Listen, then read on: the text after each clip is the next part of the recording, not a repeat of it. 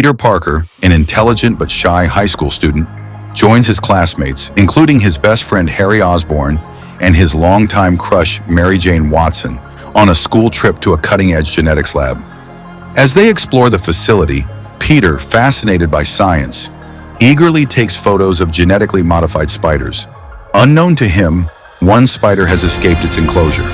As he focuses his camera, the spider silently descends from above and bites his hand. A sharp pain shoots through his body, and he quickly pulls away, noticing a tiny red mark forming on his skin. Though he feels slightly dizzy, he ignores it and continues with the tour, unaware that the venom is beginning to alter his DNA. Peter returns home, his head pounding and his vision blurred. He barely manages to reach his small bedroom before collapsing onto the bed, drenched in sweat. His Aunt May and Uncle Ben assume he's just exhausted from the school day. As Peter sleeps, his body undergoes rapid changes, his muscles twitching under his skin and his DNA restructuring at a cellular level.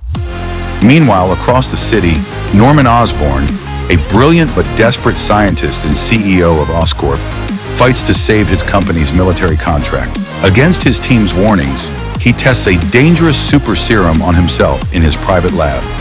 Stepping into a high-tech chamber, he inhales a green chemical vapor, his body convulsing violently as the serum forces an unnatural transformation upon him. Norman's heartbeat races as his muscles expand and his veins darken. He lets out a blood-curdling scream before collapsing.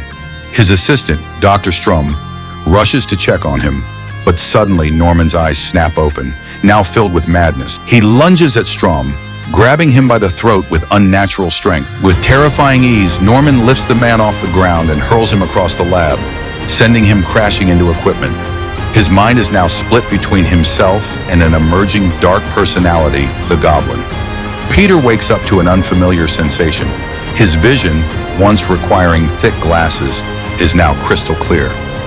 He blinks in disbelief, realizing he can see details sharper than ever before. As he moves, he notices his body feels lighter, stronger. Standing before his mirror, he lifts his shirt and stares in shock. His once skinny frame is now lean and muscular, as if he had undergone months of intense training overnight. Confused but amazed, he flexes his fingers, feeling a new power coursing through him. Meanwhile, Norman regains consciousness in his lab, surrounded by destruction. He stumbles forward, his memory fragmented, but as he sees Strom's lifeless body, a sinister grin spreads across his face. Something inside him has changed. At school, Peter begins to notice more strange changes.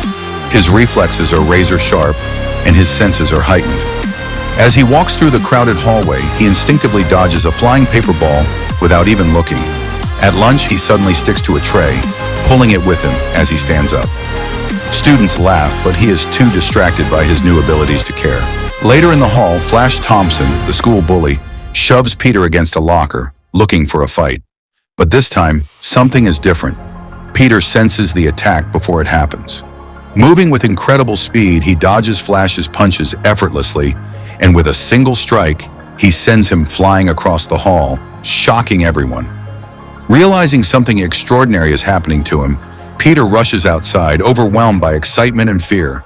He runs through an alley, testing his newfound agility, leaping higher than ever before.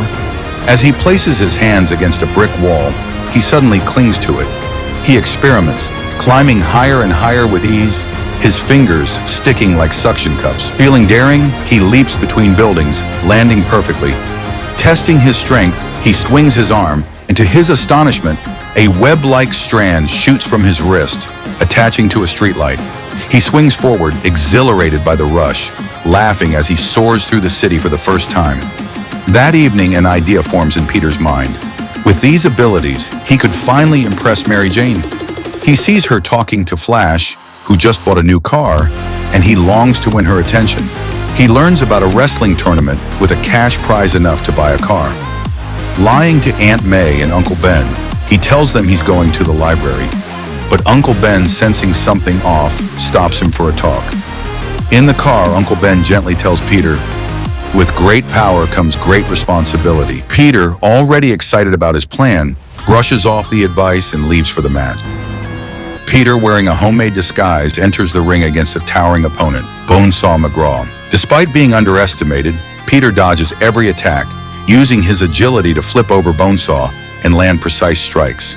The crowd cheers as he delivers a final blow, knocking Bonesaw down. But when he goes to collect his prize, the promoter cheats him, paying him only a fraction of the winnings. Angry, Peter leaves, fuming at the injustice. As Peter steps outside, he sees a man robbing the promoter's office. The thief runs past him, and Peter, still bitter about being cheated, lets him go, feeling it's not his problem. But moments later, his world shatters. Uncle Ben has been carjacked and shot nearby. Peter rushes to his uncle, holding his hand as he takes his final breath. Guilt floods Peter's heart as he realizes the thief he let go was the killer. Determined to make things right, Peter hunts down the carjacker, chasing him into an abandoned warehouse. The thief, terrified, tries to escape, but Peter corners him. In the struggle, the man loses his balance and falls through a window to his death. Peter stares in horror, realizing his own actions led to this moment. From that night, he makes a vow he will use his powers for good. Meanwhile, Norman, fully embracing his goblin persona, sabotages a rival company's military test, destroying their prototype and killing several scientists. The next day, Peter creates a red and blue costume, embracing his new identity as Spider-Man. Swinging through the city, he stops crimes, quickly becoming a legend. However, J. Jonah Jameson, the editor of the Daily Bugle, paints Spider-Man as a menace. Norman's descent into madness continues as he learns Oscorp's board plans to sell the company.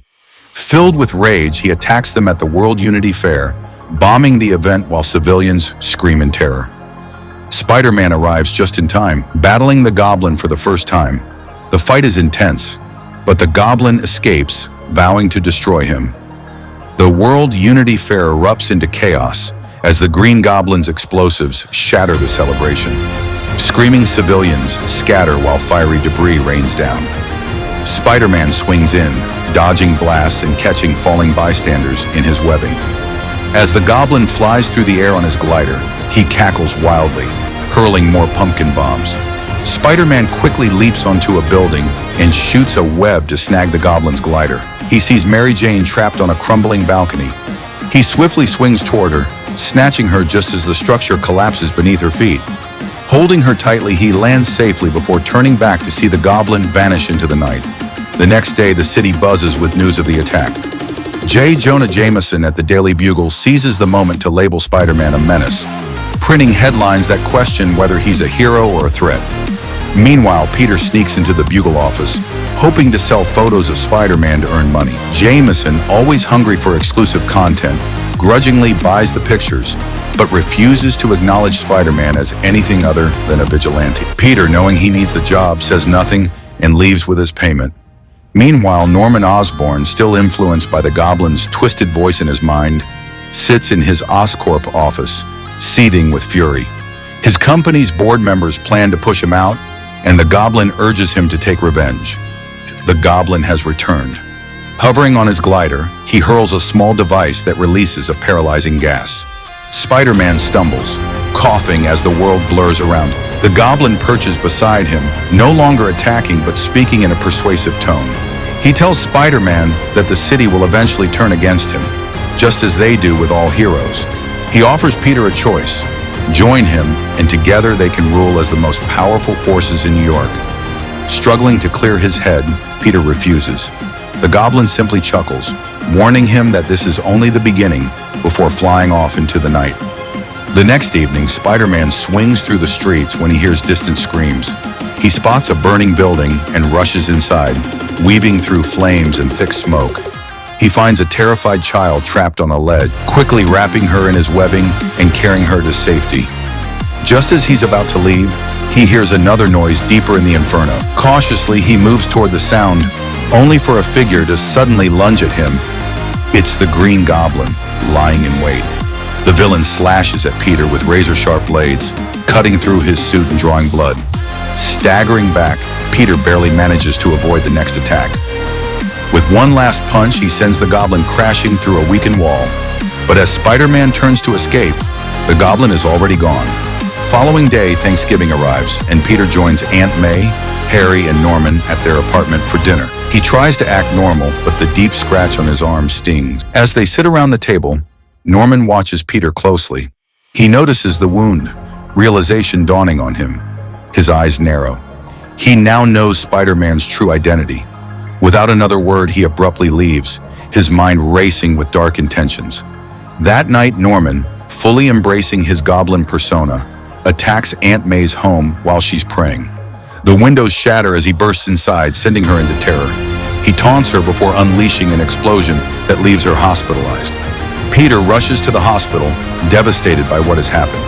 As he sits by Aunt May's bedside, holding her fragile hand, Mary Jane arrives, worried for both of them.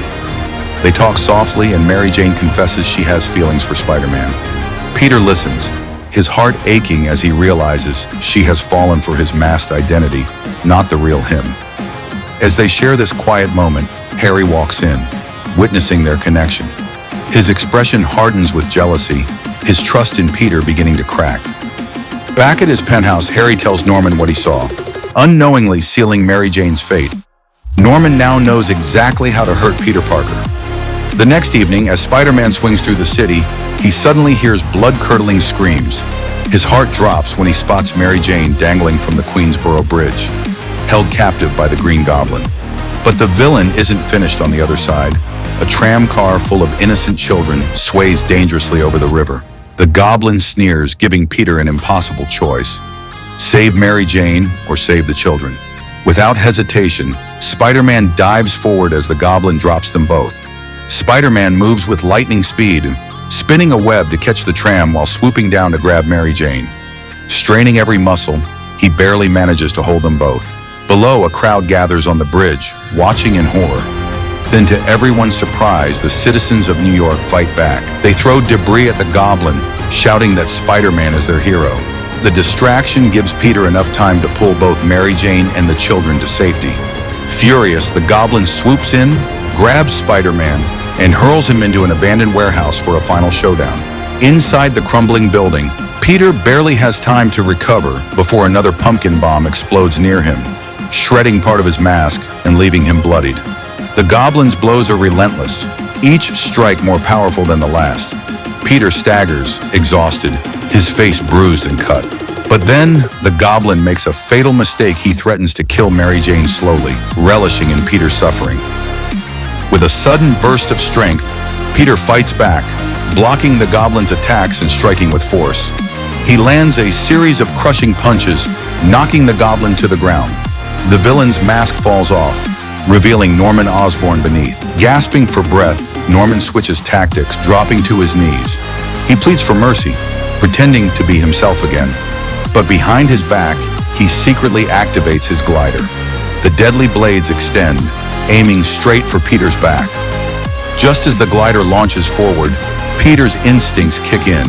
He leaps out of the way at the last second. Instead, the blades pierce Norman's chest, impaling him against the wall. Looking at Peter one last time before whispering, "Don't tell Harry." Then his body goes still. Heart pounding, Peter gently lowers Norman to the ground, his enemy finally defeated. Later at Norman Osborn's funeral, Harry stands by the grave, grief-stricken. He looks at Peter, mistaking his sorrow for guilt. "Spider-Man will pay for this," he vows. Meanwhile, Mary Jane turns to Peter, confessing her love. She kisses him, but Peter pulls away. He knows he can't risk putting her in danger. As he walks away, his heart heavy, Uncle Ben's words echo in his mind. With great power comes great responsibility. Dressed as Spider-Man, Peter swings through the city skyline, embracing his destiny as New York's protector.